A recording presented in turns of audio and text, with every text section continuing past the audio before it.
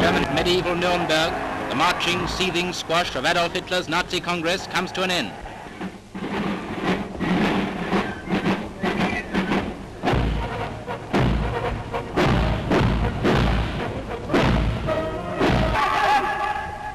This year they say there are 800,000 pairs of boots standing heel to heel, waiting for the Führer's final speech. And the high spot comes when, after a detailed review of Nazi achievements, Hitler cries, "My life's fight has not been in vain." Indem ich euch überblicke, weiß ich, mein Lebenskampf ist nicht umsonst gekämpft.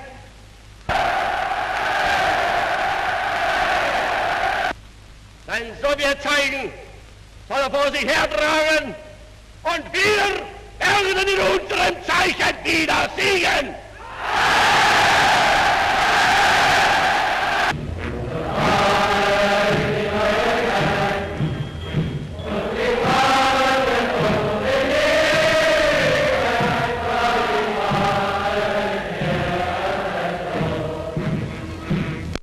History is not only shaped by heroes. Sometimes, it is shaped by men whose failures, obsessions, and hatred leave scars so deep that generations are forced to remember them forever. Adolf Hitler was one such man. He did not rise from greatness. He rose from frustration, rejection, and resentment. And in his rise, he dragged an entire nation, and much of the world, into destruction. This is not a story of praise. This is a warning written in blood, loss, and ashes. A difficult beginning, 1889 to 1907. Adolf Hitler was born on April 20, 1889, in the small town of Braunau am Inn, located in what was then Austria-Hungary. His father, Alois Hitler, was a strict and authoritarian customs officer. His mother, Clara Hitler, was gentle, caring, and deeply devoted to her son. Young Adolf grew up in a household filled with fear and discipline. His father wanted him to become a civil servant. Adolf dreamed of becoming an artist. This conflict shaped him deeply.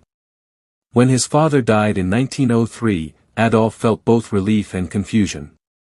But tragedy struck again in 1907, when his beloved mother died of cancer. At just 18 years old, Adolf Hitler was alone, emotionally broken, and directionless. Failure and bitterness, 1907 to 1913. Hitler moved to Vienna, believing he was destined for artistic greatness. He applied to the Vienna Academy of Fine Arts, and was rejected twice. This rejection crushed him.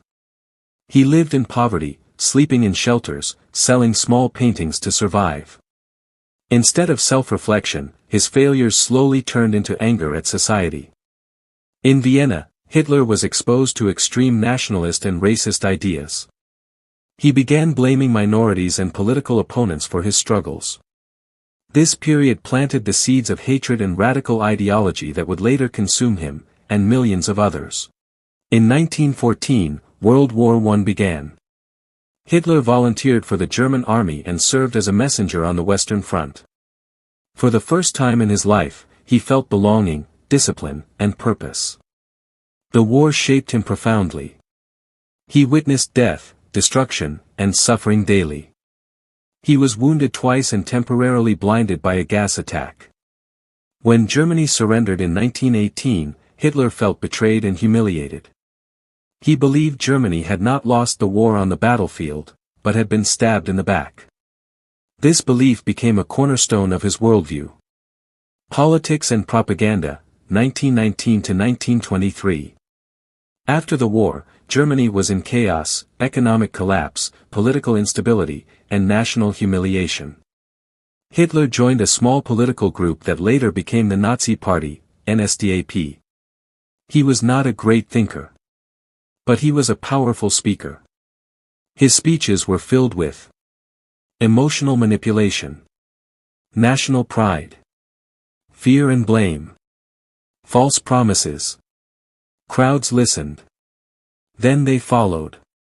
In 1923, Hitler attempted a violent takeover known as the Beer Hall Putsch. It failed. He was arrested and sentenced to prison. Ironically, this failure made him famous. Prison and Ideology, 1924.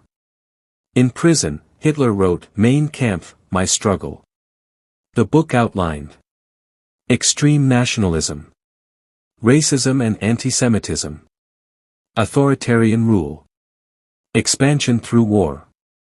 Though poorly written, its ideas were dangerous. Hitler learned a crucial lesson in prison. Power would not be taken by force alone, but through legal manipulation and mass persuasion. The Rise to Power, 1929 to 1933. The Great Depression destroyed Germany's economy. Millions were unemployed. Hope disappeared. Hitler offered simple answers to complex problems. Through propaganda, rallies, and fear, the Nazi Party gained support. In January 1933, Adolf Hitler was appointed Chancellor of Germany. Democracy was about to die, slowly, legally, and silently. Dictatorship and Terror, 1933 to 1939. Once in power, Hitler moved quickly. Political opponents were arrested. Free press was destroyed. Laws were rewritten. Fear became policy.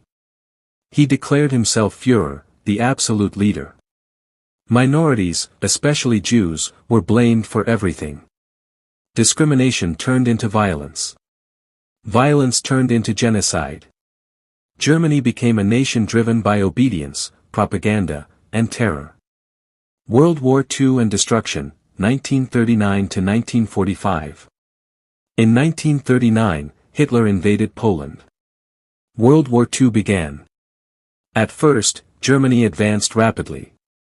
But Hitler's arrogance led to catastrophic decisions. He opened multiple fronts. Ignored military advice. Refused to accept reality. The war consumed Europe. The Holocaust became one of the darkest crimes in human history, 6 million Jews murdered, along with millions of others. By 1945, Germany lay in ruins. The Final Days, 1945. As Allied forces closed in on Berlin, Hitler hid in an underground bunker. The man who once commanded millions was now isolated, paranoid, and broken. On April 30, 1945, Adolf Hitler committed suicide. The war in Europe ended days later. He left behind tens of millions dead. A shattered continent. A permanent warning to humanity. Adolf Hitler was not a monster born from nowhere. He was the result of unchecked anger, manipulated fear, blind obedience, weak institutions. His life proves one truth. When hate is normalized, and power goes unquestioned, destruction follows. This story is not told to remember him, but to remember what must never be repeated. If you found this historical documentary meaningful, like the video, share your thoughts in the comments. And subscribe for more deep, emotional, and cinematic history stories.